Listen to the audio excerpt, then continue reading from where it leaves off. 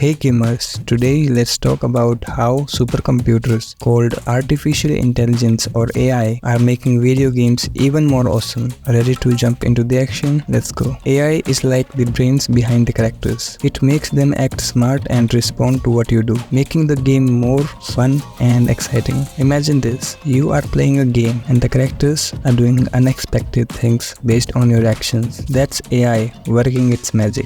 Game makers use AI to create smarter opponents and cooler game worlds. AI helps characters learn from what you do and change the game in real time. So, how does AI make games better? AI is like a brain that learns and makes decisions in a game. It watches what you do and then reacts, making the game more interesting and challenging. AI can also help adjust the game difficulty so it's just right for you, and it can even create new game levels on the spot, so every game feels fresh and exciting. But AI isn't just about making games fun.